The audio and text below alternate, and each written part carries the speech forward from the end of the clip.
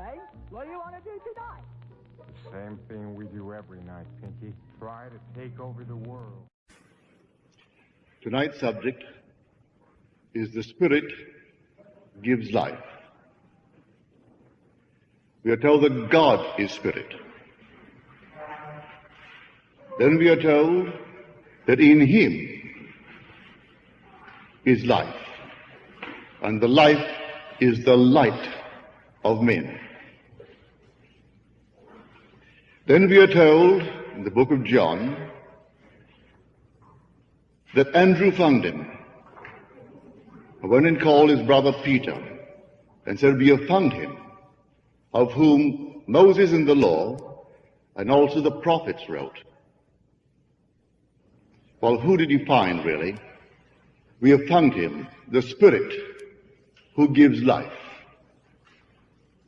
Well, let me share with you an experience of mine, but bear in mind as I tell you that if anyone should ever say to you, "Look, here is Christ," or "There he is," do not believe him. Don't believe him for the simple reason, when you find him, you are like him. Yet, one who has found him can bring you to him. But do not let him point to anyone other than yourself who is the Christ. No matter who he is, how wise he seems to be, how powerful he is, don't believe him. There is no being in the world outside of self that you ever find as Christ. But you will find him, and when you find him, you are just like him. That's the face he wears. Your face raised to the nth degree of beauty and majesty. But your face. So here in him is life. And this life is the light of men. By him all things were made. And without him was not anything made that was made. Not anything, regardless of what it is. 12 years ago, back in New York City, I tasted of the power of the age to come. That power that you and I will share together as one when we're all awake. It's a fantastic power. But since that day, across the country, as I would tell the story of my experience of this power, one question was always asked, and I was unable to answer that question save from speculation. But they did not wish me to speculate. Did I know from experience? And I did not know from experience. I only knew from experience the positive side of this power. I did not know the negative side. And I met no one in my travels who had experienced either the positive or the negative until this past spring in L.A. So I will share with you first the positive side that was my experience, and then the negative side that was this lady's experience down in L.A. As I told you, it was 12 years ago. And I was taken in spirit, and I came upon a scene, a perfectly normal scene just like this, but it was in a New England town, approximately 200 years ago. You see, nothing passes away. That scene was just as alive, although if you had lived 200 years ago, to you it would have been the only reality, and the past relative to it would not exist, and the future relative to it would not exist. Only it would exist. And today this exists, and we think because it was 200 years ago, it has ceased to be. Well, I know it hasn't ceased to be, because I came upon it. Are these things in any way interfering? Well, I came upon this scene. It was a restaurant. It was an early, I would call it a Sunday afternoon. I felt the atmosphere of Sunday. They were all dining a very early dinner. There was an enormous bay window looking out upon a pastoral scene. Lovely trees, waving grass, a bird was in flight, and a family of 4, two young men in their early 20s, and I take it that the lady and gentleman present were their parents. They were in their early 40s. A waitress was walking towards the table with what I took to be a second course, because they were drinking soup. The young man of about 21 or 22 facing me had brought the spoon almost to his mouth, just about here. As I came in spirit into this place, I knew that if I could arrest within me an activity that I felt, that everything within my focus would freeze. No sooner did I know it than I tried it, and I stilled in me an activity that I felt. As I did so, everything froze. The diners dining, dined not. The young man couldn't move the spoon beyond where I had arrested it. The waitress walking walked not. The bird flying flew not. The little grass waving waved not. The leaves falling, which I could see before I arrested it, fell not. And everything froze as though I came into a museum, and these things were suspended by invisible threads. It seemed that way. Then I investigated, and I went close and looked at these people, and they seemed to me dead. They seemed to be not alive. They could have been made of clay. Everything was frozen. And then when I had satisfied myself that they were really dead, or they appeared to be dead, then I released within me an activity which I had frozen. As I released it, everything moved on in its course. The waitress walked, the young man completed the action of taking soup, the bird completed its flight, the leaves began to fall, the little grass began to wave once more, and everything once more became animated. Well, having had that experience, I realized that life was in me, that life was an activity of my own wonderful imagination. Well, the Bible calls it spirit. For he is spirit, and in him is life. Well, I discovered what life really was. I arrested an activity in me, and they were not alive. I released that activity in me, not in them, and they were once more animated. I reanimated the entire scene. I discovered that what we call laws of nature, like gravity, is only, I would say, is not really an absolute law, because were it an absolute law, the bird in flight should have fallen when arrested. The leaves should have continued. They should not really be suspended in space. But at least the bird in flight would have fallen, but it didn't. And the moment I released it, it continued in its flight to fulfill its purpose. I can see where the waitress would not fall. I can see where the four diners could be arrested and yet not in some strange way deny the law of gravity, but not the bird. However, as I saw it, my entire concept of life as I know it changed. So I told that story across the country in the major cities as I visited these cities. One question that is always asked is this: were the four diners aware of the fact that they were frozen? Was the waitress aware? Well, I couldn't answer. I didn't know. I only knew, as far as I'm concerned, they were dead. They were frozen, and they seemed not only to be inanimate, but to be devoid of any possibility of ever being animated, until I released it from within me. When I released that activity, which now I know to be life, they once more became alive. Well, this spring in L.A., this couple, they live on the beach, down in Malibu. And it's her custom to go walking every day on the sands. And this day in question, as she was walking, looking out to an animated ocean, and seeing people on the beach walking, and everyone the normal way of living. And suddenly, and these are her words, she said, "Neville, suddenly, as I'm watching the animated, not an angry ocean, but quite a live ocean, suddenly someone or something turned me off. And I was nothing." These are her words. The ocean was nothing. The people were nothing. Everything was nothing. And I stood there aware of being nothing. Then whatever turned me off or whoever it was that turned me off, turned me on again. And then once more I became someone, and the ocean something, and everything round about me once more became animated and something. Now I can answer that question based upon her experience. I had the positive experience of life in myself, for I arrested it and turned it on again.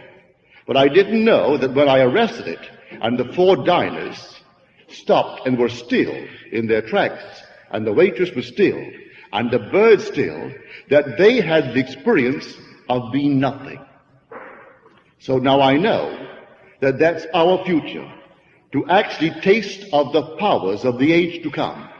Then it throws light on the great trial of history. For here is the embodiment of truth, the embodiment of life itself, but keyed low on our level. And he stands before the personification of reason in this world. And reason asked him, "Where are you from?" And he did not answer. And then Pilate said to him, "Do you not know that I have the power to release you, or the power to crucify you?" He said, "You would have no power over me had it not been given to you from above. Therefore he who delivered me to you, he has the greater sin." That there was no power here whatsoever unless animated from above. That from above spirit animates this entire wheel of recurrence. And we have our intentions. It could be arrested as this lady done south, and she felt herself to be nothing. And then someone who turned it off, turned it on, and once more she felt she was something. Now here in the book of John, in him was life, and life was the light of men. But the life was in him, and our consciousness is simply the light turned on. When he turns it off, the light is turned off, and we are nothing. Now, it is in him that is life. By him all things are made. Without him, there was not anything made that was made. So now I will introduce you to him. And do not look outside of yourself to find him. You're going to find him within yourself. You may not see him, actually, as I described it last night, telling you the story of Jung and telling you the story of my own experience when I encountered myself in deep meditation, meditating me, making this thing an animated form that moves across the screen of space. But here, if he makes all things, good, bad, and indifferent, and without him not one thing was ever made, well then let us tell you the story. A gentleman writes me that in 1933, he was sailing down the Danube from Vienna to Budapest. When he came into Budapest, the lights were on. It was quite late. He was so startled with the sheer beauty of the lights of Budapest that he had an intense longing to always capture that, and promised himself that when he returned to America, he would look all over to find a place that would give him just such a view or something similar. He returned to his home in Missouri, and then moved on to Southern California. And there in the hills of Southern California, there was a view of that fabulous basin when it's all lit up at night, as he described it, like some wonderful lady of the evening with all of her jewelry on. And it simply stunned him. He so loved it. Well, he bought a place with that view, tore out the side and placed an enormous window so he could always see the view. Then, 10 years ago, the one below him planted a huge grove, really, of poplar trees. And he knew in time the poplar trees would grow and obscure his view. He knew it. Well, the time came, which is only about a year ago, that the leaves came and the branches came and the view is obscured. In the meanwhile, he started coming to my meetings. He's been coming 2 years now. He said, I will apply this principle of imagining. If imagining creates reality, I will stand here at this window, and with my eyes shut to the obvious, I will see the view that I have seen for years. The view I fell in love with first back in Budapest, and the view I fell in love with here when I first saw it. And for one solid week, he simply saw what formerly he remembered seeing. For I told the story of I Remember When, which was a vision of mine to share with those who would come to my meetings. So having remembered my vision of I Remember When, I think you've heard that vision of mine. And for one solid week daily, he would look and see the sight that he ought to see if the poplar trees were not there. In 1 month, the poplar trees died. Every tree that blocked the sight died. Not all the poplar trees, but every one within view of that actually died. At first it was a shock. Then he said to himself, no, love cannot kill love, and life cannot kill life. Life simply has rearranged itself to conform to the image of my mind. So here he discovered Christ. You say, but Christ wouldn't kill. You must listen carefully to the words. He does everything. I kill, I make alive. I wound, I heal. I create the light, and I form the darkness. I do all things. There is no God but God. So if these things died before his very vision, well, then they died. And the man below had, for insurance purposes, to remove the trees. So he removed all the dead trees. Then he says, I had a cat. I loved the cat, and the cat tore all of my lovely rugs apart and all of my lovely chairs apart. I really loved the cat. I did not get new rugs immediately for the simple reason, Neville, I was hoping that she would die.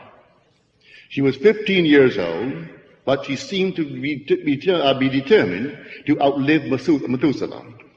So here, the cat wouldn't die. He didn't want to kill the cat. He just wanted the cat to be trained. So he imagined the rug in the backyard, which the cat had never used. The cat was 15 years old, and he had that cat for 15 years. That the cat was on the outside tearing everything apart from that rug. 3 days later, the cat went out and started using the rug instead of the carpets.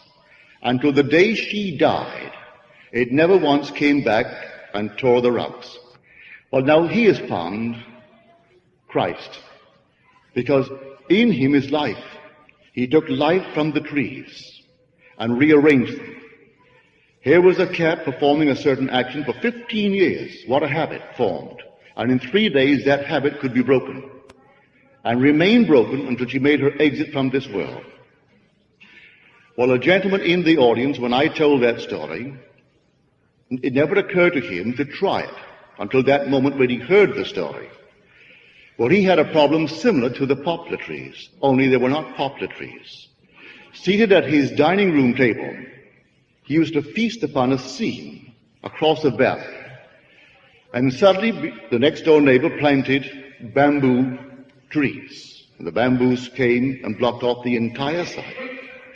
He didn't tell his wife or the neighbor what he was doing, but he would physically seat himself at the table and then look off into space and remember what he could see before the trees grew. And he saw it clearly in his mind's eye. And for one solid week, that's what he did.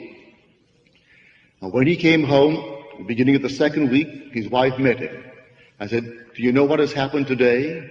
Our neighbor has removed all the bamboos. It was his urge. He thought he initiated the desire to completely change all the backyard and remove all the bamboos.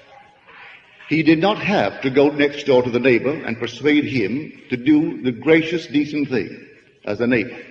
He didn't tell the wife so because she might have done it.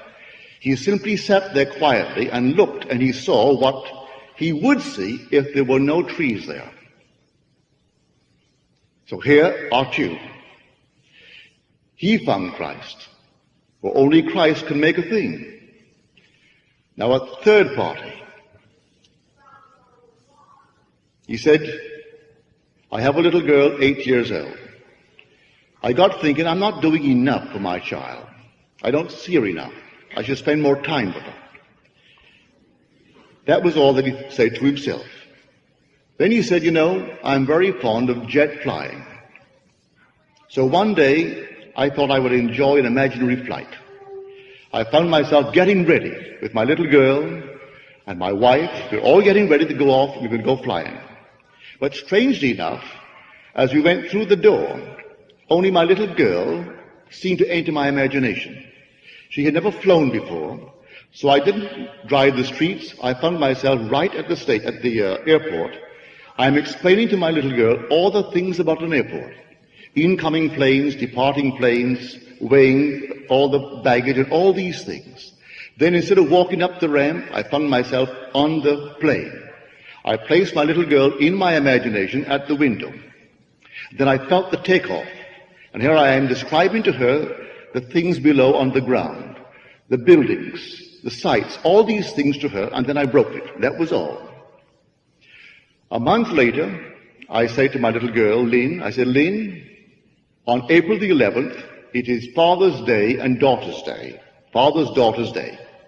So that day, you and I will spend together, just the two of us. What we will do, I don't know. Well, it said, came the morning of the 11th of April. And my wife is dressing, my little girl is dressing, I'm dressing. But it's just for Lynn and myself. But we went through the door together because my wife had a date with a beautician. And then we parted company and off I went to my car. I thought, now what will I do with Lynn for the whole day? Well, I will go and have breakfast first. Then I'll take her to the beach. And following a lovely time at the beach, I'll take her to lunch.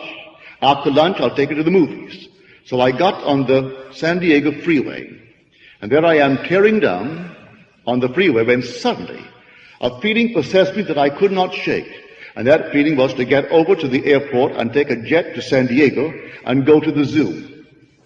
I went over to the airport, got on that jet with Lynn. Here I am in the San Diego Zoo. I am almost at the end of my trip. Then it dawned upon me what I had done in imagination. The very thing I had done, say, 6 weeks before, now comes to fulfillment, and I didn't recognize it when it happened. He found Christ. I hope by these stories, without tasting of the power of the age to come, you will recognize Christ in you. For it is Christ in you that is the hope of glory, not any Christ of history. So when you hear the word Jesus, do you make a mental image of a being outside of yourself? When you hear the word Jesus Christ, do you think of something on the outside that lived in time and space, as unnumbered tens of millions do? Then that's not he. You haven't found him. When you find him, you think of no one but that presence within you that brings everything into being in your world. He's always brought it, he's bringing it, and he always will bring it. And there is no other Christ. So when you hear the word, automatically check yourself. What do you think of when you hear the word Jesus Christ? If you make any mental image of another other than yourself, you have a false image. Do not believe it. So if anyone should ever come to you saying, look, here is Christ, or look, there he is, do not believe it. But in spite of that, unnumbered crowds who believe themselves good students of the Bible will jack you up on it and think that you're arrogant. And any claim on your part, but make no claim, is simply blasphemy. Yet there will never be another Christ in your life. So I can introduce you tonight to him as Peter was introduced by Andrew. Andrew found him first. Andrew discovered what he did to discover the creative power within him. Who knows, it's not recorded. What Philip did to discover it and to bring Nathaniel to it, it's not recorded. But it is told in story form. And man, in a strange way, has misunderstood the story. And now he calls the grand parable history. It isn't history. It's divine history, where this thing really comes into being in us. As he comes in us, we test him. Come test yourself and see. Do you not realize that Jesus Christ is in thee? Unless, of course, you fail to meet the test. Well, these three met the test. unnumbered hundreds across the country, are meeting the test. They may go back through habit and find, well, maybe some other comfort or some greater comfort in the believing of another.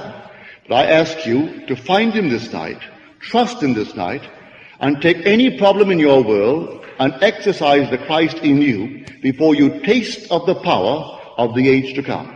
And see if he doesn't bring that thing into your world. For by him all things are made. Without him there is nothing made that was made. Nor will there anything be made tomorrow by any other power.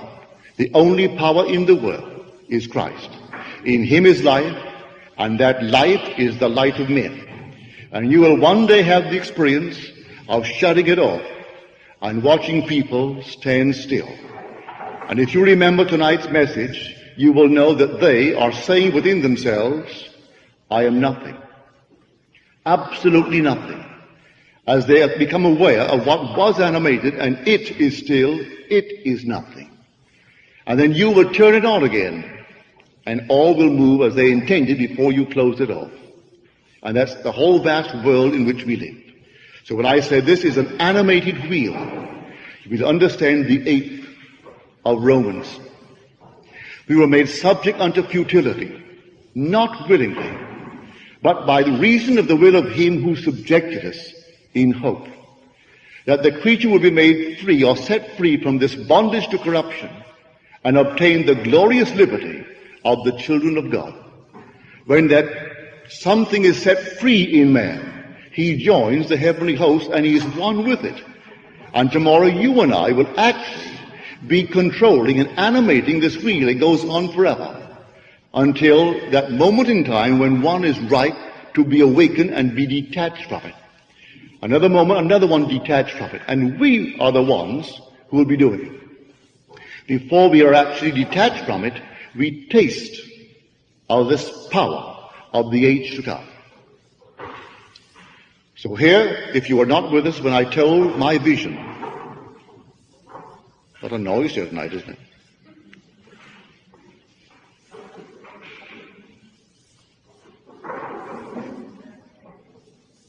Pardon me?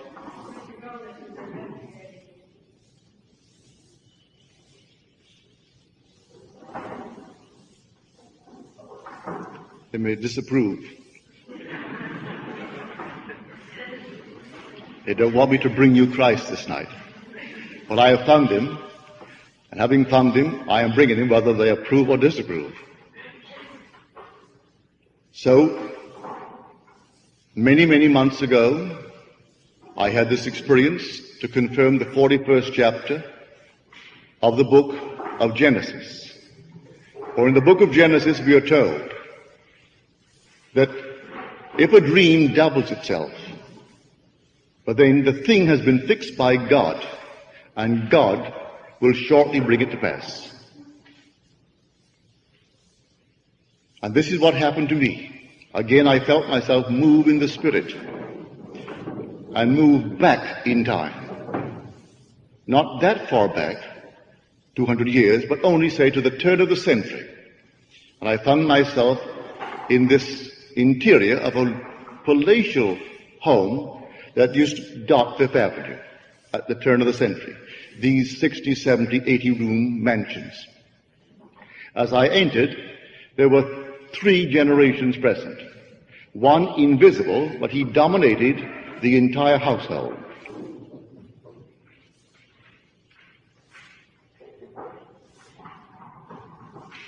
The 2 generations that were visible were discussing this invisible one who they referred to as grandfather.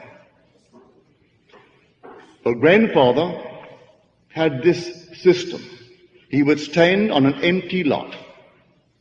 And while standing on an empty lot, he would say, and paint the most wonderful word picture as he said it, I remember when this was an empty lot. And then he would paint the most fantastic word picture of his desire for that lot. And paint it so vividly that they all saw what he saw and produced in words. It was that concept of life that made a fortune for him. It was that fortune that the 2 generations were now enjoying. But they didn't know his secret. They only told him.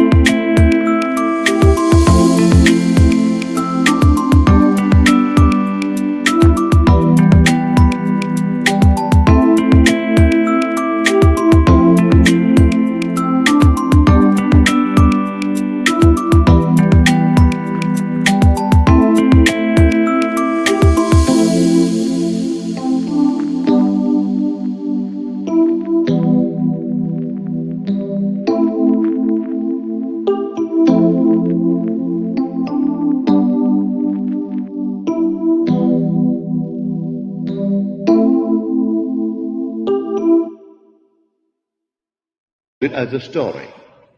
When I came back, the whole thing was so vividly impressed upon my mind that I wrote it out. Having written the whole thing out, I returned to bed to redream the entire dream, with one exception. In the second dream, as I entered the mansion, seeing the same people, I was grandfather. Then I turned to the two generations present, and I would tell them, I remember when this was an empty lot. And then I painted the word picture of my desire for that lot. So I told that story to the audience in L.A. I tell it no matter where I go. For it means it is a true vision when the thing is doubled, as told in the 40th verse of Genesis. So on the strength of that, many now are taking that system, as it were, by saying to someone or saying of someone, I remember when they were unemployed. If today they are unemployed, within their mind's eye, they say, I remember when he was unemployed. If I remember when he was, I am implying he is not now. I remember when he didn't make 10,000 a year. If I say, I remember when he didn't make 10,000 a year, I am implying he makes in excess of 10,000 now. If I want to push it up, I can say, I remember when he did not make 20,000 a year. That would imply his income is in excess of 20,000 a year. I remember when he was just a weakling. I am implying he is not a weakling any longer. So you can take this technique and apply it to anything in the world. I remember when she was madly in love with one that I disapproved of. I remember when I couldn't even raise the question because she would not listen to me, and her father and I disapproved completely, but after all, it was her love affair, and so what could I do about it? But I remember when that was a problem. Therefore, it's no longer a problem. You can take this same attitude towards every problem in the world and bring about the solution. I remember when he had, and you named it. If I remember when, he no longer has it. And you can do this with everything in the world. Now, this is something that I did not induce. Visions are things you do not sit down and induce at will. No power in the world can sit and induce a vision. A vision to me is truth unmodified by the conceptual mind. You don't rationalize it. You don't sit down and think about it. It just happens. And we are told in the book of Numbers, if there be a prophet among you, I the Lord will make myself known unto him in vision, and I will speak with him in a dream. Well, the Lord is not a liar. So if he speaks with you in a dream, well then listen carefully. And when the Lord repeats the dream, it's for a great purpose. He tells you that is now fixed, and go out and tell it. Tell it as though you had received it, and everyone heard it as you received it. For the thing is now fixed by God, and God will shortly bring it to pass. Well, since I started telling that, I can tell you the most wonderful stories, the most fantastic results if people apply it. For they apply it in a simple way. They think of someone that they know and mentally carry on a conversation with another. I remember when, relative to the other, I remember when he was terribly disturbed because of a certain problem. And look at it now. For that would imply he's no longer disturbed. And take any problem in the world and then face it and remember when. And it's no longer that problem. So here, this man remembered when he could see across the valley 1 mile away, that wonderful landscape valley. And then the man next door has the urge to cut down all the bamboos. I remember when I saw Budapest. I remember when I could see the entire valley, this grand basin called Los Angeles, and see it so vividly at night when it's all lit up. I remember when, and the trees die. I remember when that cat used to tear up all the rugs in this place. It no longer tears any rug. It goes back into the backyard and uses a little mat for its purpose. And so you can take any problem in this world and treat it with this little technique, I remember when. Try it. When it works, you have found Christ Jesus. And who did it? You will say within yourself, I. And who is doing it now when you say, I remember when? I am. Well, that's his name. The word I am is Jesus. The word I am is Jehovah. Jehovah is Jesus. Jesus is Jehovah. It's one. God became as I am, that I may be as he is.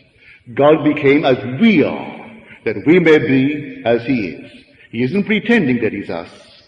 He actually became us. Until he awakens in us, let us test his power and see if we can bring things into this world that seemingly are impossible. Like the 15-year habit of a cat, that's an impossible thing. And to have a habit of that nature of 15 years broken in 3 days without raising a finger to do it, isn't that an impossible thing? Well, with God, all things are possible. They may be impossible to man, but that man didn't do it. He sat down quietly in his mind's eye and saw the cat on the outside tearing up a mat that was placed there for the purpose to sharpen her toes or nails, but not his lovely rug. And suddenly the cat goes out and performs the act, which in his mind's eye he saw. Who did it? Well, only Christ could do it, therefore he found Christ. So here this night, I hope you have found him. At least I've introduced you to him, but there's no compulsion. I can't make you accept him. So many people find it more comforting to go before a picture on a wall or some piece of little marble resembling a human form and worship it. Although we are warned all through Scripture to make no graven image unto me, but none. Men will still do it. I was on TV down south with this panel of 5, and this archaeologist came on, and we had 2 ministers, one Baptist and one Adventist, and plus this archaeologist. And when I told them of my experiences, of course, it meant nothing to them because that is not the way they understand the great Christian mystery. That isn't so at all, as far as they were concerned. Then as the hours went on, it was a 2-hour show, this archaeologist takes some huge big canvas and he begins to unveil it before the camera's eye. And here he is telling us that this is an actual picture, but the actual picture of Christ Jesus. That the lights coming through had actually gone upon some kind of a cloth and left the imprint. I said to him, I shouldn't have done it because that was unkind. I said, you an archaeologist, and you accept that? I said, now you two are ministers of the Word, as you say. Aren't you told that unless you look like him, that's not he? Well, where is that? In the book of John, the first epistle of John, the 3rd chapter, that here it does not yet appear what we shall be, but we know that when he appears, we shall be like him. I said to the archaeologist, do you look like him? Do you faintly resemble what you're looking at? You don't, I don't, and they don't, and yet you dare to tell this vast audience through TV that this is an actual picture of Jesus Christ? All the ministers would go along with that. They want to go along with that. They want to believe in something outside of themselves to whom they can turn. So few will accept the true Jesus. They haven't the courage to actually accept him and live in his name and only call upon his name, and his name is I am. That's his name. So instead of calling with the name called Jesus, say I am. That's how you do it. And say I am this. I am making the cat. What am I doing with the cat? I am seeing the cat outside now. That's what I'm doing with the cat. And the cat takes 3 days, all right, so it takes 3 days to break a 15-year habit. And what you're doing now, I am seeing that beautiful scene across the valley. What scene? But don't you see it? Well, I'm seeing it. I am seeing a beautiful scene across the valley. But you can't, if he said it to anyone else. Look at the trees blocking your view. I am seeing the scene. And they die. And then I'm seeing another scene. And the man chops them down. And no one will believe for one moment that he who is seeing it is exercising Christ. But I will tell all of them, you wait. The day will come, maybe tonight. You will taste of a fantastic power. The power that animates the whole vast wheel of recurrence and turns it on its axis. And the day will come, you will be detached from it. And you will be among those who are turning it and watching eagerly for the word to hatch out. As the word is hatching out, the very one in whom it hatches, you detach.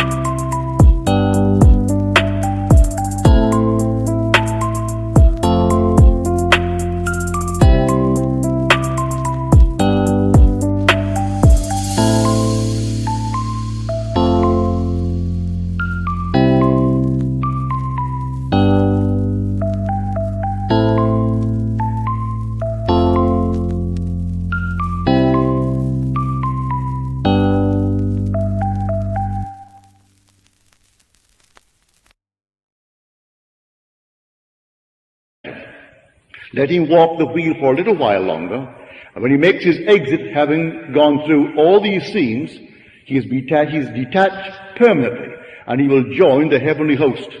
And then everyone in time is collected one by one, not in groups, all one by one. So here, the Spirit gives life. They got into the spirit of it. A man gets into the spirit of talking in his imagination with a little girl, Lynn. He completely forgets what he did, and here the wife doesn't join them. He didn't take the wife beyond the door in his imagination. He only took his daughter, because she was the one that really thrilled him, because she had never gone on a plane before. The wife had flown. That's no thrill to talk to her about a flight. But someone who hasn't flown, you want to comfort them. You want to protect them, make them at ease. And so he takes the little girl in his mind's eye and shows how things are weighed and how things move up towards the departure, how planes are coming in and how they get off. And then when you get aboard, if I had a little girl, 8, I'd put her next to the window and explain all the things below to her to comfort her. That's what he did. And here he is at the zoo, almost at the end of the journey. It dawns on him, this is what I did. I did this exactly 6 weeks ago. Again, we do not recognize our own harvest, but at least he knows today who Jesus Christ is. And when I came back from Barbados last month, there was a letter waiting for me from this man, the most marvelous letter. He said, Neville, you taught me how to use my imagination.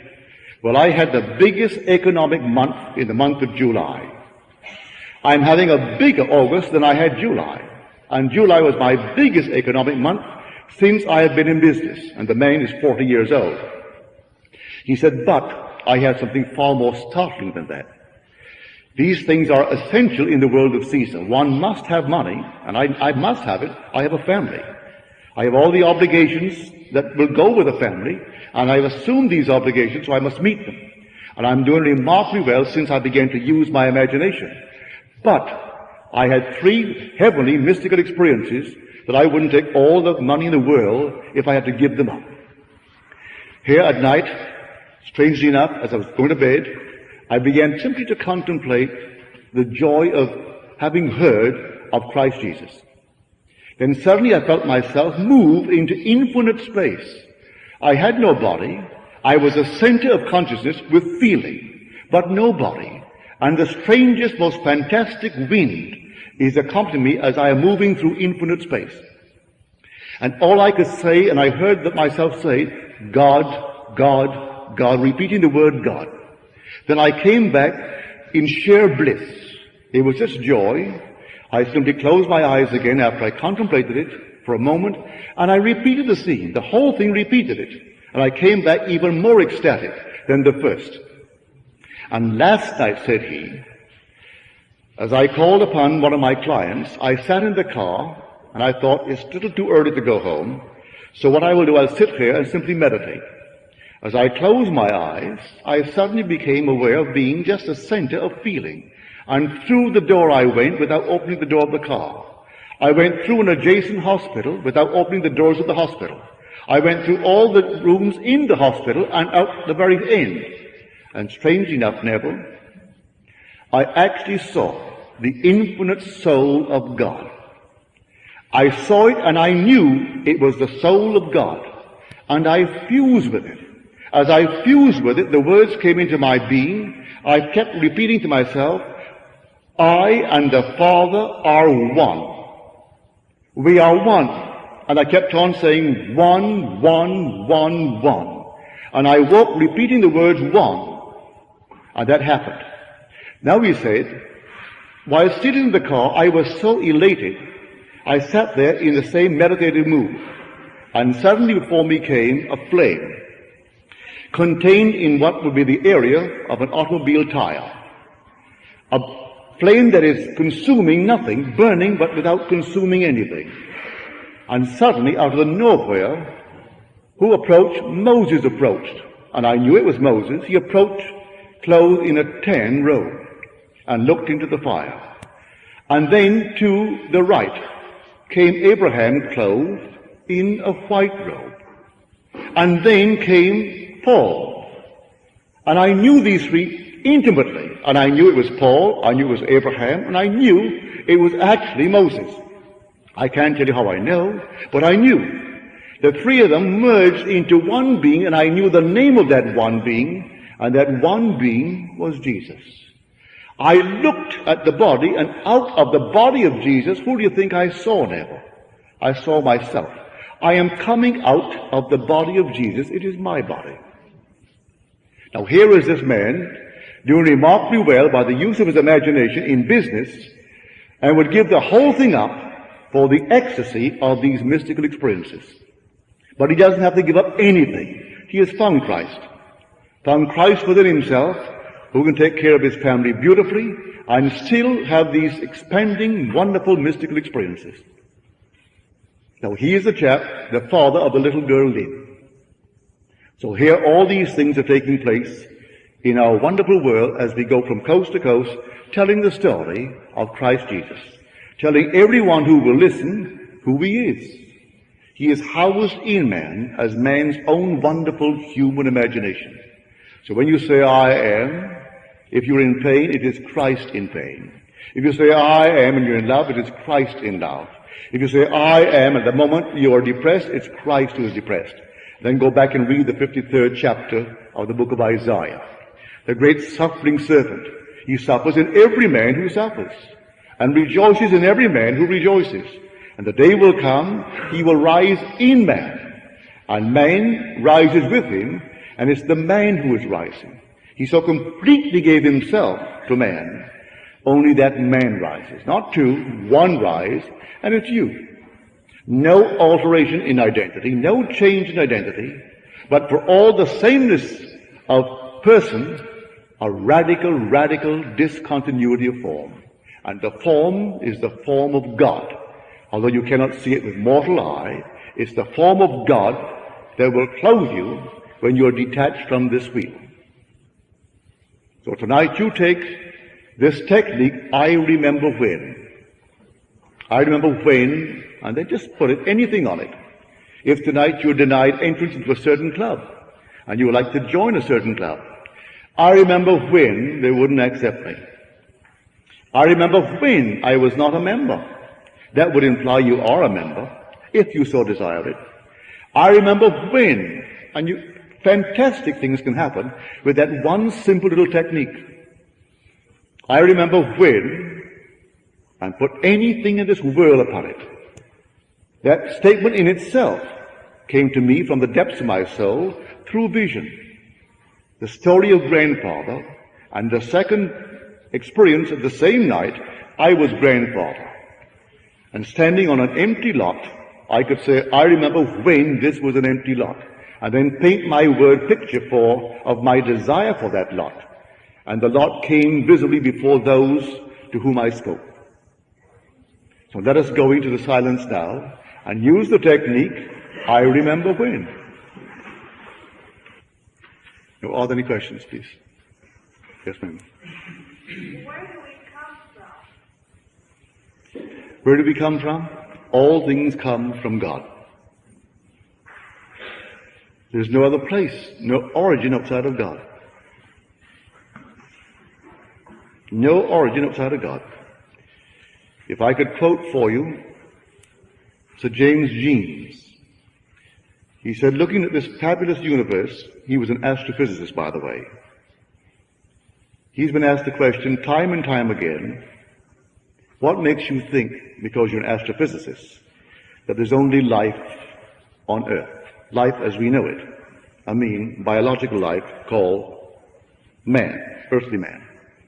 Because he maintained that after all of his studies, looking through the telescopes, using his mathematical concepts of life, that he couldn't find any part of the entire vast universe suited to house what we call man.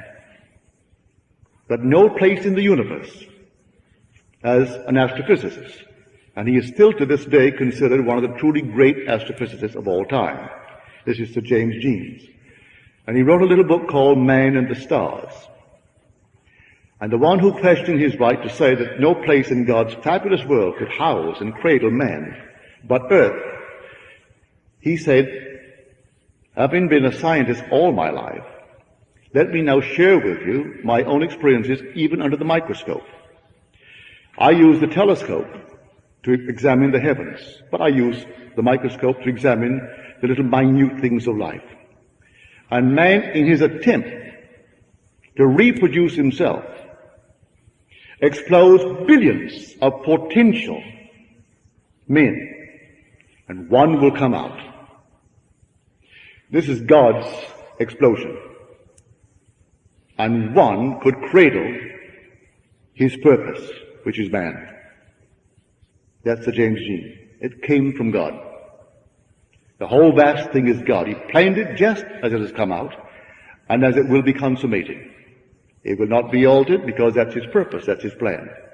You couldn't come from any other place but God. But then reincarnation is not true. I do not accept reincarnation. I don't. People accept it to justify the inequalities of birth. But I don't see the inequalities as an essential part of God's plan. That's part of his training.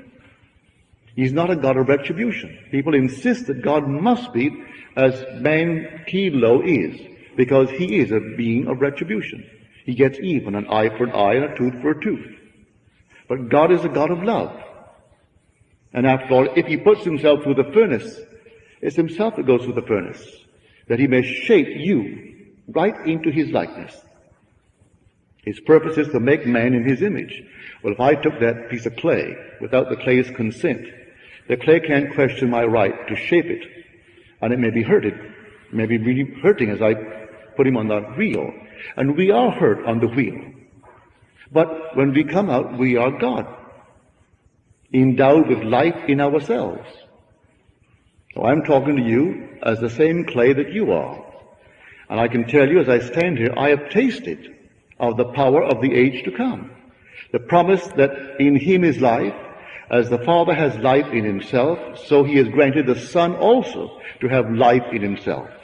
So when I am designated Son of God by reason of my resurrection from the dead, as I am told in the book of Romans, well then I will have complete life in myself. Before the soul is complete, I have tasted of it. I know what it is to stop the wheel, at least a section of it, and start it again. Well, that is our destiny, to have life in ourselves as our Father has life in himself. Neville, if there is no God of retribution, how do you explain the statement, "Vengeance is mine, saith the Lord, I will repay"? I will accept that as I will accept the word fear.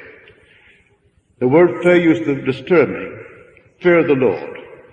I find in my concordance today that the word has been wrongly translated because our use of the word.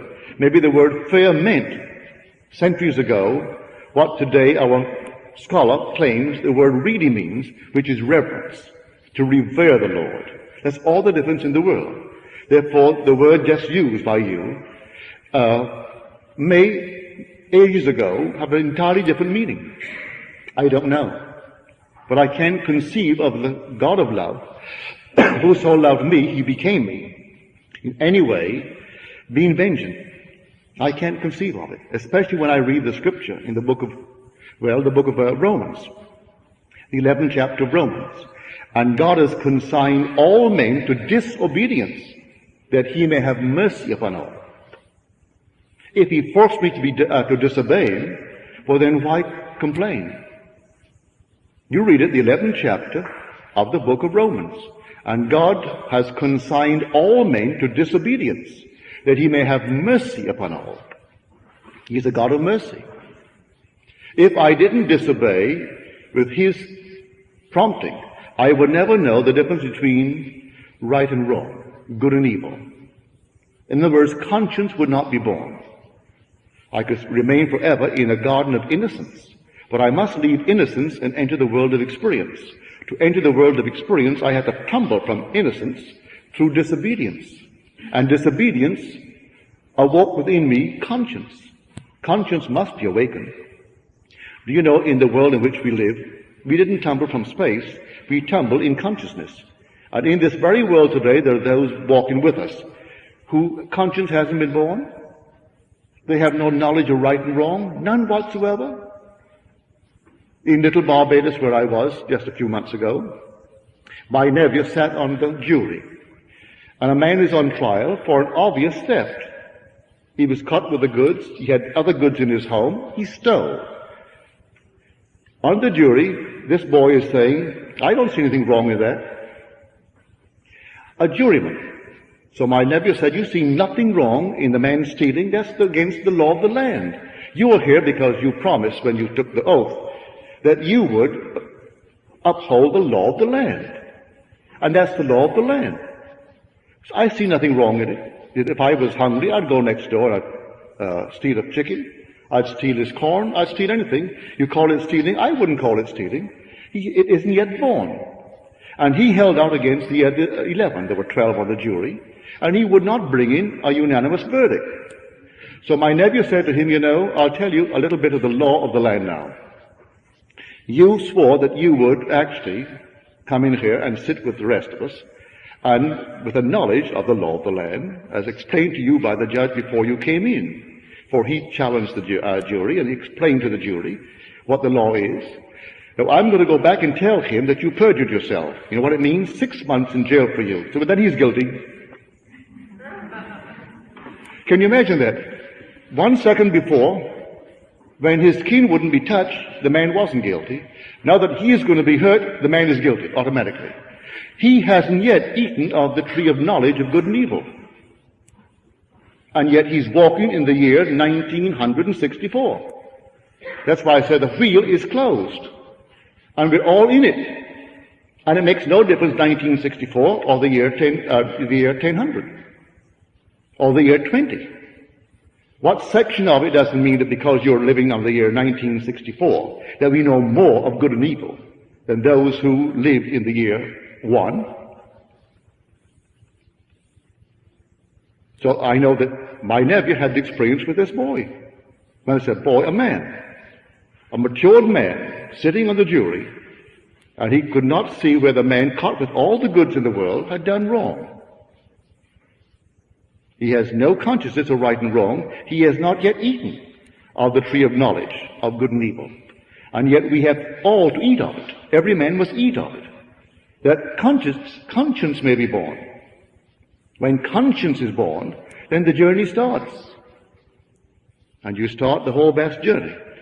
Many a person who is a dictator has no conscience born as yet, and yet he's dictating over 200 million people. No conscience. There may be today a dictator in this world, maybe over 600 million people, without conscience. Because a man's life means nothing. He rubs it out. It doesn't go beyond the grave. And he simply believes that this is it. And he rubs out millions of them. Stalin did. He doesn't believe anything more than an animal life. Conscience isn't born. Whatever could be done with might, that was right in his mind's eye. Nothing wrong about it. The only thing wrong in his mind's eye is if he was caught. So, time isn't going to do it, but the Father has plotted and planned everything just as it's coming out, and as it's going to be culminated. I don't know that you would want to comment on this, but how should we look at the problem of capital punishment? Capital punishment? As far as I'm concerned, not a thing is done, is aided by it. As far as I'm concerned, I don't see how a person, by being rubbed out, is in any way helped, and the people left behind helped. I don't see it. But doesn't it deter murder for hire? I don't think that that has been proved. I don't think so. Many a person who is now waiting a lifetime in jail will rather be dead.